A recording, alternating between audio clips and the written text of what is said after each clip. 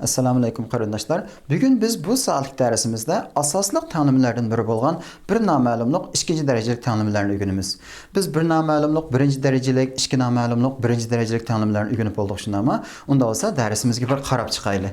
Men oldi bilan nihoyat oddiy tanlimlardan birini yozay. Masalanga akiz qo'shilgan 2 tang 5 deb bir tanlim yazdım.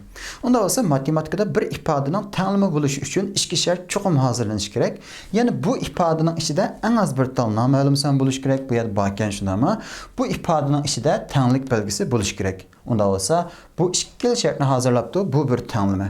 Bu tanımı bulaplı kalmay alaydı bir tanımı. Kanda bir naməlumluq birinci derecelik. Onda olsa nemig asasen bir naməlum, nemig asasen birinci derecelik buldu. Bu ifadenin içinde qaraydigan bolsak bir tane naməlum san var. Əks deb şuna ama bu naməlum san əksinin derecesi kanda bir. Şunlaşqa biz bunu bir naməlumluq birinci derecelik deb atayımız. Onda olsa mesela əks qoşulğan y tang 2 akiz qo'shilgan 2y tang 5 deb bir tanlim bo'lsin. Bu qanday tanlim bo'ldi? Akiz y 2 ta noma'lum son tushunami? Bu noma'lum sonlarning darajasi necha? 1. Unda bo'lsa biz buni qanday 2 noma'lumlik birinchi darajalik tanlimi deb ataymiz. Unda olsa bugün öğrenmekçi bo'lgan bir noma'lumlik ikkinchi darajalik tanlimidan men birini yozib baqay. Masalan, x kvadrat elingan 4 shunama tang 5. X'ning kvadrati elingan 4 tang 5 deb yozdim. Qaraydigan bo'lsak, bu tanlimining ichida shunama bu albatta bir tanlimi bayatda deb o'tganga o'xshash. Bu tanlimining ichida bir tal noma'lum son bor. Bu noma'lum sonning darajasi necha ekan? 2. Unda olsa biz buni nima deb ataymiz? Bir noma'lumlik ikkinchi darajalik tanlimi deb ataymiz.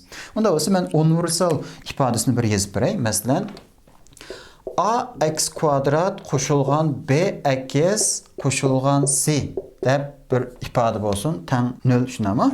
Unda olsa bu yerdagi a qanday bo'lsa bo'lmaydi? A 0 ga tang bo'lsa bo'lmaydi. A 0 ga tang emas degan sharti ostida bu ifadeni biz nima deb ataymiz? Bir noma'lumlik ikkinchi darajalik tanlimi deb ataymiz.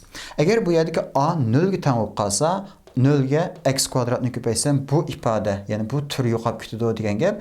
Bu yo'qolib ketgan vaqtda bu ifade, ya'ni bu tanlimi o'zining bir noma'lumlik ikkinchi darajalik xususiyatini yo'qotib qo'ygan bo'ldi. Unda olsa, men üstüge bir tal tanlimi yazıp ötep ketdim şunama. X'nin kvadratı ilingan 4 tang 5 deb. Unda olsa biz bunu bir yiyip bakaylı. Yani bu minus 4'ni keyniga ötkazgan vaqtimda x kvadrat tang nechi bo'ldi? 9 bo'ldi. X'nin kvadratı tang 9. Unda olsa bir noma'lum sonning kvadratı 9 bo'lsa, bu noma'lum son nechi bo'ldi? 3 bo'ldi va yoki minus 3 bo'lsin bo'ldi. Chunki minus 3'ning kvadratı mı necha? 9.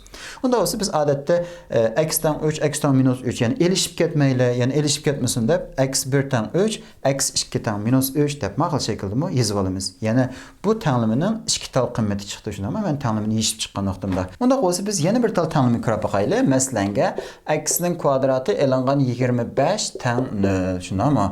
Bir tal noma'lum son darajasi 2. Unda olsa bir noma'lumlik ikkinchi darajalik tanlimi.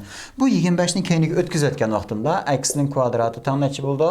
25 bo'ldi shunami?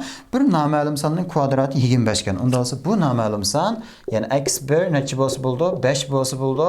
x2 minus 5. Ya'ni minus 5'ning kvadratı mı 25, 5'ning kvadratı mı 25. Unda olsa bu yerdagi x'ning 2 tal qiymati chiqar ekan. Unda bo'lsa biz yana bir qancha tal tanlimni ko'rib boqaylik. Masalan, birinchi tanlimi x kvadrat ilingan 2x tang 0 debdi. Unda bo'lsa men bu tanlimni yeyishib chiqishdan burun oldi bilan x kvadrat ilingan 2x degan bu ifodani ko'paygichlarga ajratib yozishim kerak shunami? Biz oldingi soat darsimizda ko'rib bo'ldik. Unda bo'lsa x kvadrat bilan 2x da o'rtaq bo'lgan x'ni tirnoqning sirtiga chiqarib olaman. x ko'paytirilgan. Bu yerda nima qilib qoldi? x keynida nima qilib qoldi? 2. Tangnachi 0.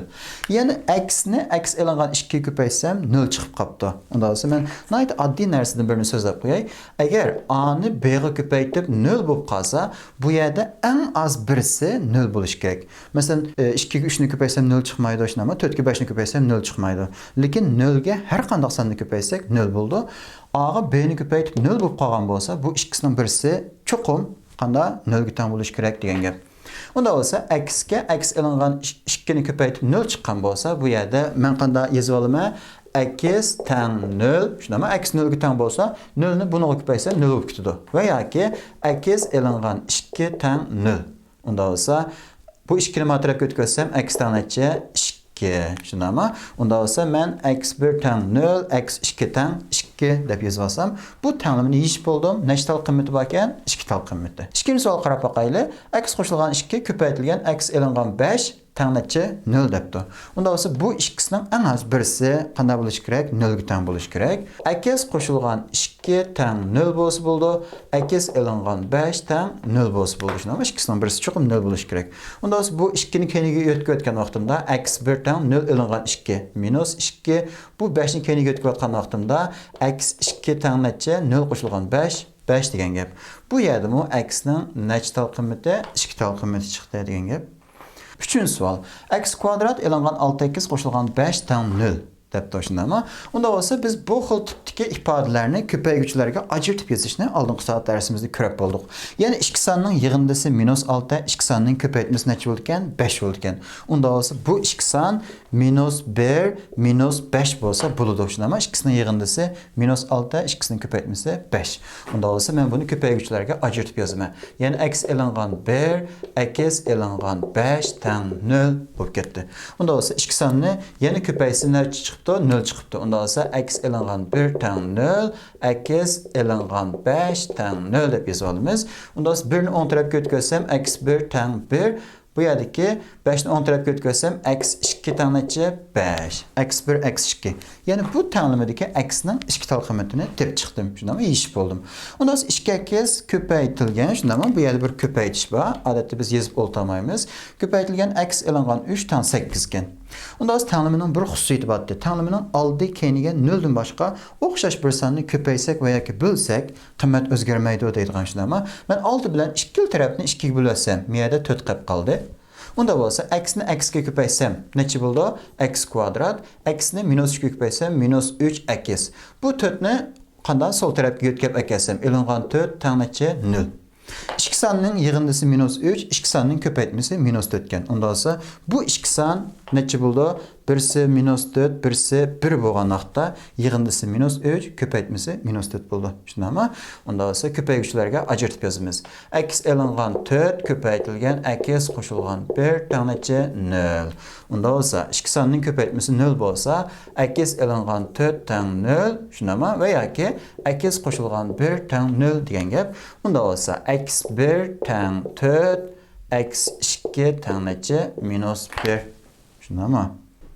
Unda bo'lsa savolimizga davom qilaylik. 5-savol. 4x kvadrati elingan 9 teng 0 deb tushunami? Tenglimini yechib chiqing.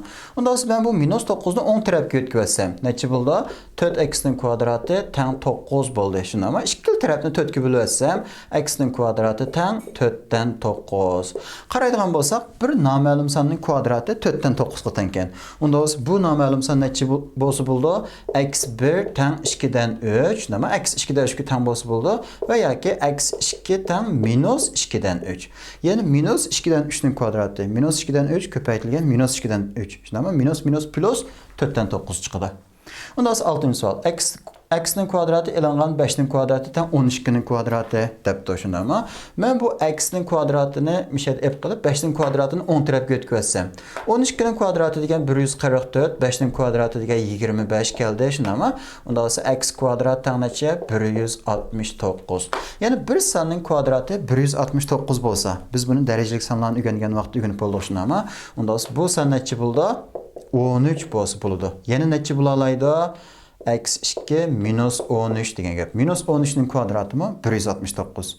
Yana bir tenglimini yeshish degan bu tenglikni hukmga ega qilib tura oladigan x ning qiymatini tepish degan gap. -13 mi bo'ladi, 13 mi bo'ladi? Unda qo'shib 7-savol qaraylik. X kvadrat qo'shilgan 3x elingan 10 teng 0 deb tushundimi? Ikki sonning yig'indisi 3 bo'lishi kerak, ikki sonning ko'paytmasi -10 bo'lishi kerak. Unda bu ikki son necha? 5 va -2. Shundaymi? Unda olsa x qo'shilgan 5 ko'paytirilgan x elingan 2 teng necha 0. Ya'ni ikki ifodaning ko'paytib 0 chiqqan bo'lsa, unda olsa bu yerdagi x qo'shilgan 5 teng 0, x elingan 2 teng 0 deb yoza olaman. Bu 5 ni 10 tarafga o'tkazsam x1 teng -5. Bu 2 ni 10 tarafga o'tkazsam x2 teng necha 2 degan gap. Shundaymi? X dan 2 tal qiymati chiqdi. Keyingi savol qaraylik. 8-savol. X ko'paytirilgan x qo'shilgan 3 neçəyə tənken? 28. Onda olsa tanımını deyişin. Ben bunu avval tırnaqdan çıxarsam işte, x2 x-ni, x2 3'ni küpəytib çıxırım. x2 x-ni küpəysəm x kvadrat, x2 3'ni küpəysəm 3x. Bu 28'ni sol tərəf götürüb əkəsəm ki, elinğa 28 tam 0 boluşun ama on tərəfdə heç nəsə qalmağandı ki 0. Onda olsa 2 sanının yığındısı tam 3, 2 sanının küpəytmisi minus 28 iken. Bu 2 sanının neçə bolsa buldu? 7 bilən minus 4 bolğanaqda yığındısı 3, küpəytmisi minus 28. Onda olsa x qoşulğan 7 küpəytilgən x elinğan 4 tanəçə 0 degan gap. Onda olsa biz bunu çıx körəb getdik ama x qoşulğan 7 tan 0, x elinğan 4 tanəçə 0. x1 tan minus 7, x2 tanəçə 4 degan gap. Tamam, ne iş buldum. Kingisi x 0'dan çoğun deptim yani bir şart bakken. Onda x kvadrat qoşulğan 2 yıldız astı 3'ün kvadratı tam nece? Yıldız astı 30'un kvadratı depti. Onda ben bunu bir addilaştıray başlayışın ama x kvadrat qoşulğan.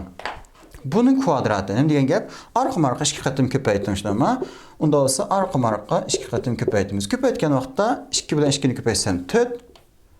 Yıldız astı 3'ə, yıldız astı 3'ni köpəysəm neçə buldu? 3 ama tanəçə yıldız astı 30'un kvadratı degan 30 çıxdı.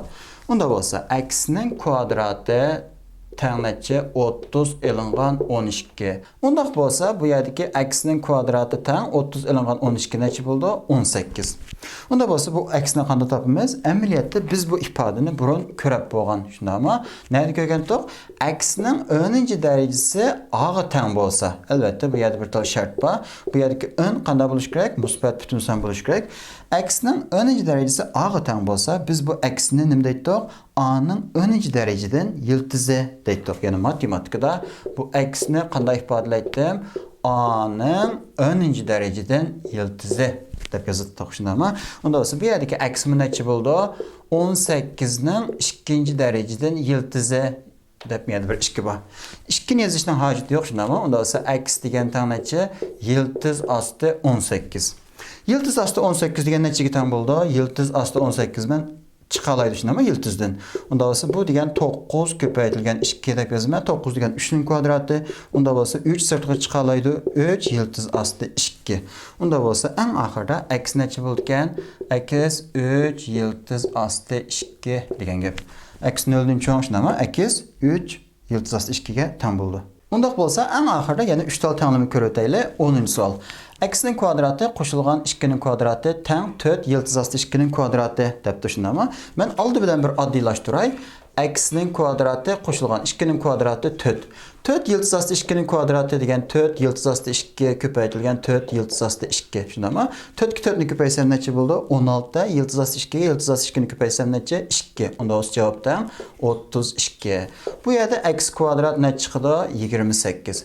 Bu yer gələn vaxtda fəvqəladə diqqət qilish kerak. Yəni x'nin kvadratı 28 bolsa, bu yerdəki x neçə bolsa buldu? Yıldız astı 28 bolsa buludu. X yana minus yıldız astı 28 bolsa mı buludu. Onda olsa ben bunu x1, bunu x2 deymişdim ama bayaq sualda 9. sualda bir tal cavab çıxan. Bu yerdə 2 tal cavab çıxıb qaldı. 9. sualda bir şərt batdı ama sualın 5'i də x 0'dan çoğun deyilğan. Əgər o şərt olmasa x'nin 2 tal qiyməti çıxıdı degan gap. Onda olsa ben bunu bir yıldızdan çıxarsam ama x1 tan 2 yıldız astı 7, x2 tan minus 2 yıldız astı 7 deb 2 tal cavab bakın. Keyingi sual qarab baxaylı. X 0'dan çoğun şunda ama x kvadrat qoşulğan 1 tan yıldız astı 2 debdi. Onda bu 1'ni keyni götürsəm x kvadrat tan neçə oldu? Yıldız astı 2 elinğan 1. Şunda ama yıldız astı 2 degan 1'den çoğun bolğan birsən. Onda olsa x'ni tepiş üçün mən qanday qılma? Yıldız astı 2 elinğan 1. Yani yıldız astı da bu ifadə şunda ama direkt qanday yıldız eçvəsəklə buldu. X'nin qiyməti çıxdı degan gap.